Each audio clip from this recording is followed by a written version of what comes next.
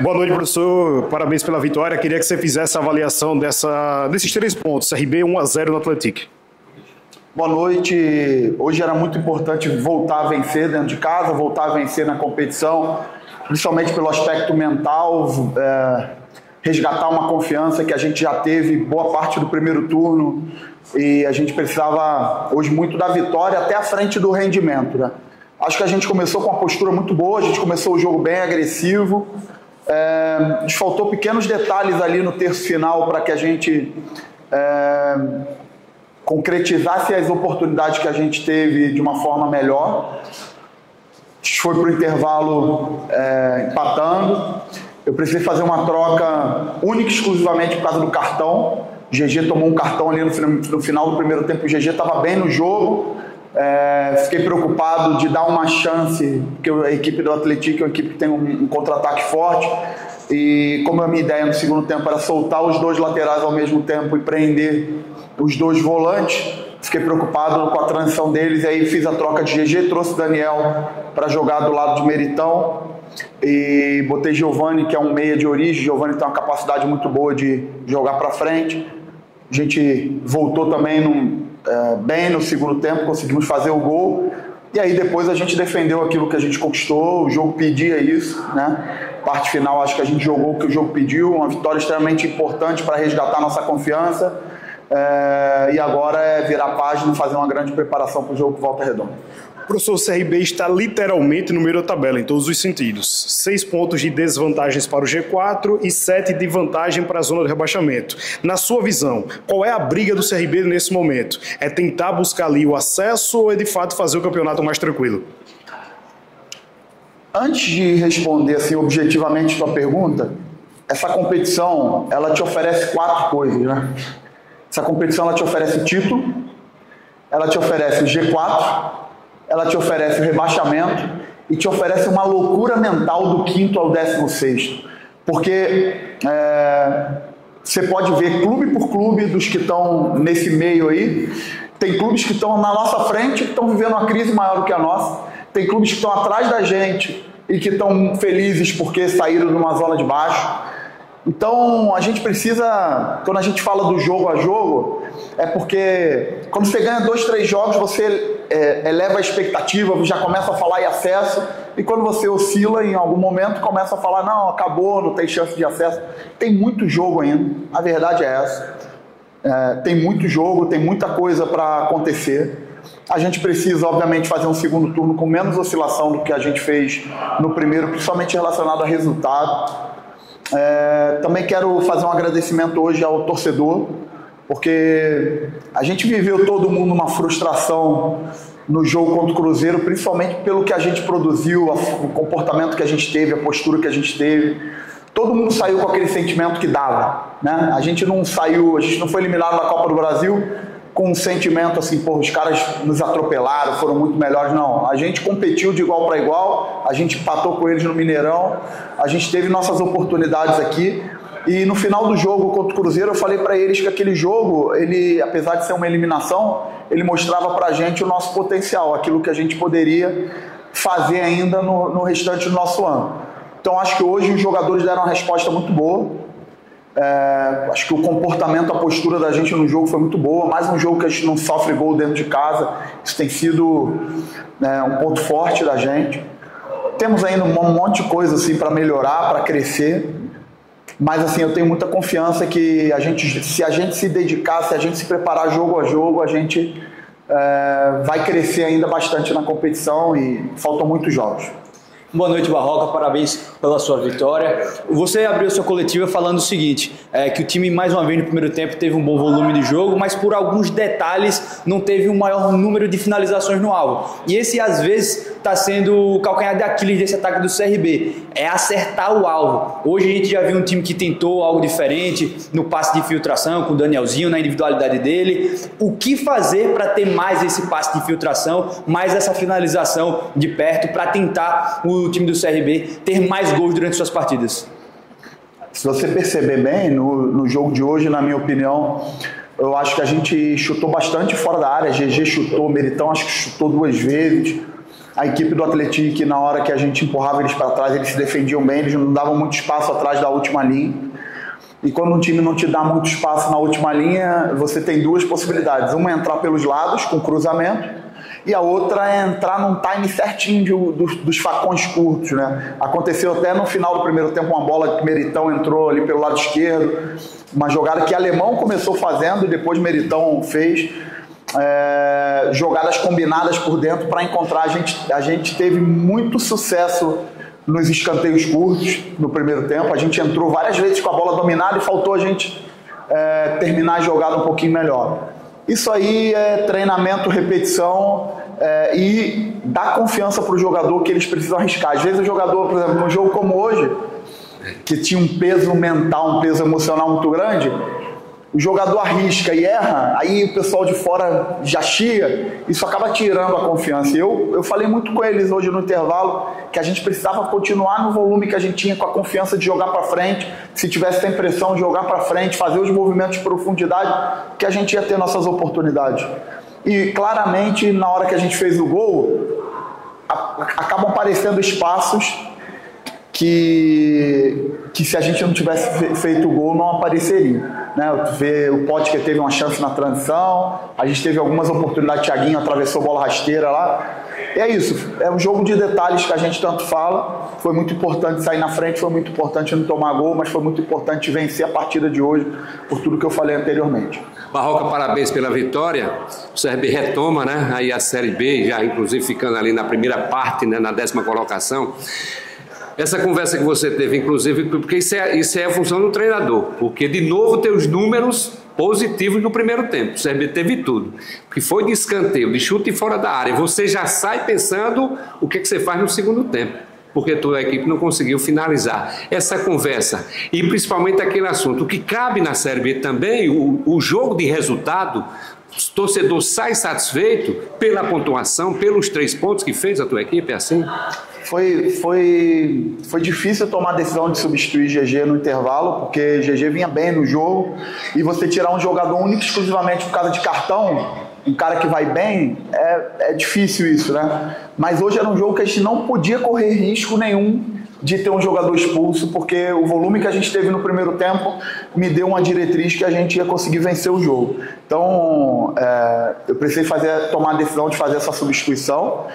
Giovani é mais meio atacante do que GG é mais um armador, então a gente botou o time mais para frente, reposicionou o Daniel, e depois, no momento que eu entendi que a gente precisava de mais força ofensiva, a gente fez as trocas para frente com Dadá e Potker, e depois que a gente fez o gol, precisávamos jogar pelo resultado mesmo, fechar, defender bem, não conceder oportunidade. Praticamente a gente não concedeu as oportunidades no segundo tempo para o Atlético. E foi uma vitória muito importante para retomar essa confiança. Está todo mundo muito feliz aqui, e eu tenho certeza que essa vitória aí vai trazer outras coisas boas para a gente à frente na competição.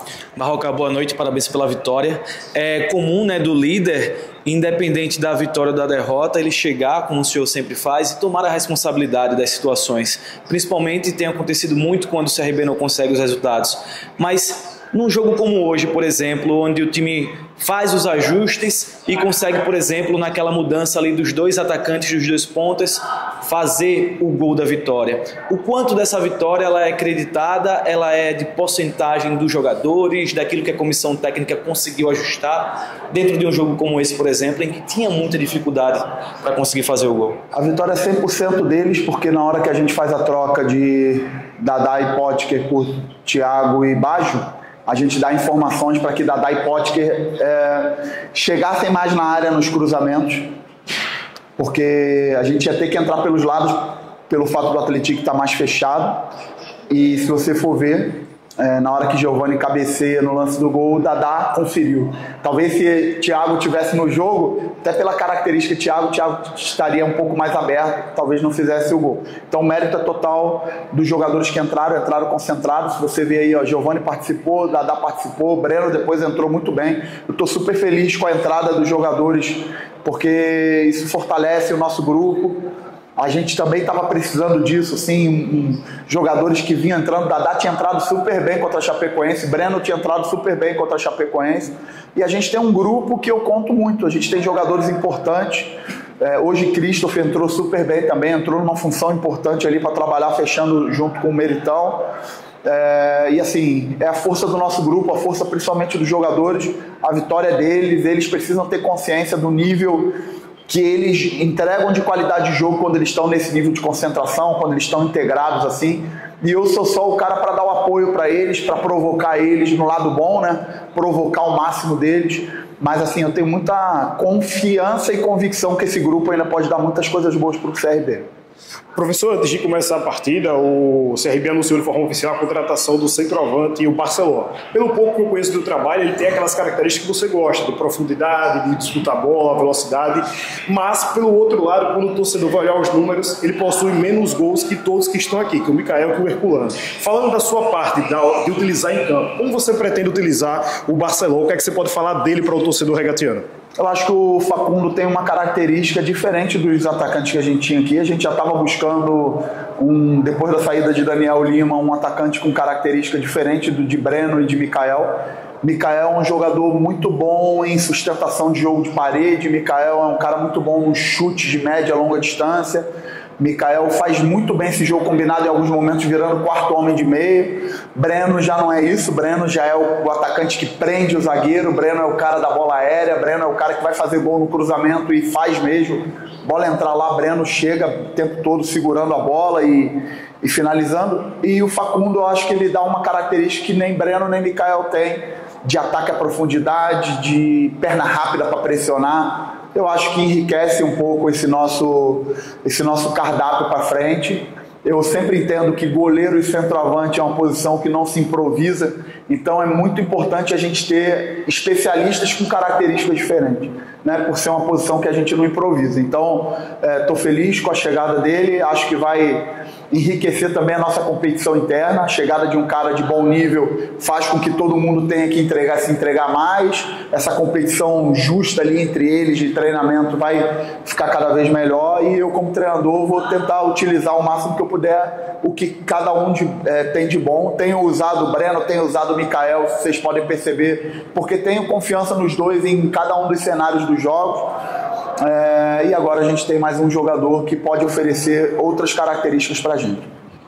Barroca, você falou sobre a dificuldade de tirar o GG de uma partida que ele estava bem, mas ele estava amarelado, e quando ele toma amarelo, o nosso Iverson Fernandes na transmissão já lembra que ele está fora contra a equipe do Volta Redonda porque tinha a questão do pendurar. A sua decisão também do Giovani já é para ter uma avaliação dele com 45 minutos planejando esse jogo contra o Volta Redonda, ou você já tem essa plena confiança no Giovani para manter seu modelo de jogo com dois meio-campistas? Não, eu não pensei nada no jogo do Volta Redonda sobre a substituição. Eu pensei única e exclusivamente no nosso jogo de hoje. Foi difícil, como eu falei, tirar o GG, porque o GG vinha bem e, você tirar o cara só por causa do cartão, mas conversei com a comissão técnica, a gente tomou uma decisão junto ali. A gente não podia correr risco, porque se acontecesse, pode acontecer no jogo um cartão amarelo, ia realmente comprometer o nosso jogo. E eu tinha convicção, pelo que a gente produziu no primeiro tempo, que a gente ia fazer um gol. Então, a entrada de Giovani foi por isso. Eu trouxe o Daniel para fazer a função de GG e botei o Giovani pelas competências que Giovani tem. Eu não preciso conhecer Giovani, porque conheço bem Giovani de outros clubes. Giovani trabalhou comigo no Coritiba, Giovani trabalhou comigo no Avaí, Giovani trabalhou comigo, menino, no Corinthians. Então, eu conheço o Giovani muito bem, sei do potencial de Giovani.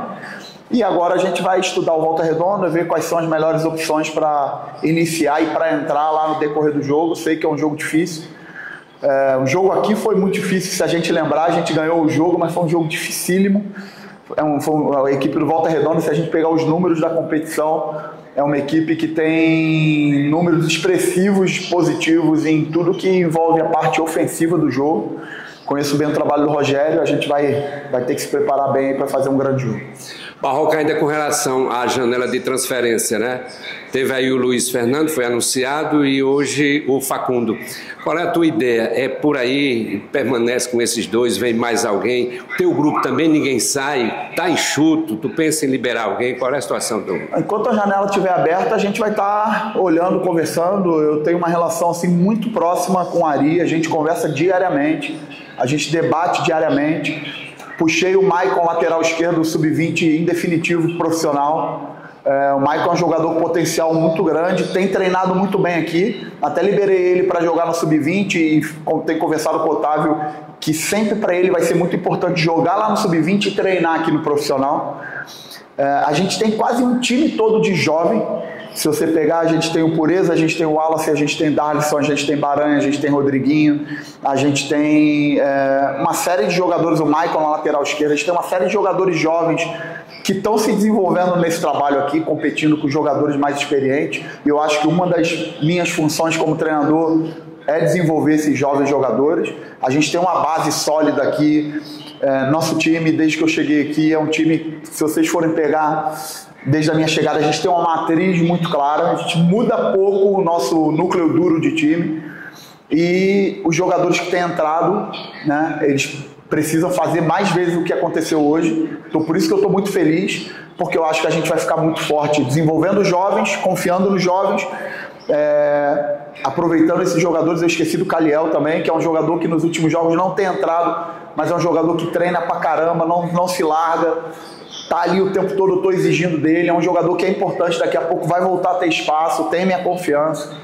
Então, assim, é isso. O trabalho é a gente ir jogo a jogo, passo a passo, ir olhando para dentro, ir se desenvolvendo dentro, se exigindo e pensando jogo a jogo para ir evoluindo na classificação da competição. Barroca, até pouco tempo atrás o CRB tinha um centroavante que, além, né, do que fazia em campo, era ídolo, capitão. Hoje você tem uma concorrência, né, nessa posição, ali do Mikael e também do Breno Herculano. Como é que você tem visto essa concorrência, se ela de fato vai alternar bastante a depender de cada jogo, e se isso de alguma maneira acaba, talvez entre aspas, prejudicando o entrosamento da equipe nesse setor ofensivo, naquilo que você precisa, questão de efetividade, etc. Essa pergunta ela é muito boa, mas é muito difícil de ser respondida, porque o que me faz dar sequência, além obviamente da característica do adversário, é a consistência de rendimento, né? Parte física, a entrega dos jogadores com e sem bola. Então, assim, acho que Breno e Mikael, eu não sei exatamente, eu posso estar falando aqui 100% do embasamento, mas acho que eles têm assim, uma quantidade equilibrada de participações iniciando e entrando. E o rendimento com consistência deles vai fazendo com que eles tenham sequência. A gente tem a chegada de mais um jogador. A gente já tinha Daniel Lima, quando eu cheguei aqui só tinha... Breno ainda não estava. Breno só chegou depois no segundo jogo. O Mikael também estava sem condição de estar sendo utilizado, né? Se a gente lembrar, o meu início só tinha Daniel Lima. Depois chegou Potker chegou a ser utilizado por dentro. E o que me faz repetir, dar maior minutagem é consistência de rendimento. Obviamente eu levo em consideração a característica do adversário, o acumulado de jogos, mas o campo fala e essa competição entre eles que é saudável, que é boa. Uma coisa muito legal de falar é que os dois se respeitam pra caramba, os dois competem na moral, competem na lealdade, um torce pro outro de verdade ali. Eu percebo claramente que Breno e Mikael são parceiros fora de campo, se respeitam muito. Então eu também como treinador tenho que ter a confiança de utilizá-los sempre com confiança e exigir que eles entreguem o máximo para o nosso time. Bet Esportes esquenta o jogo. Patrocinador Master oficial do Clube de Regatas Brasil.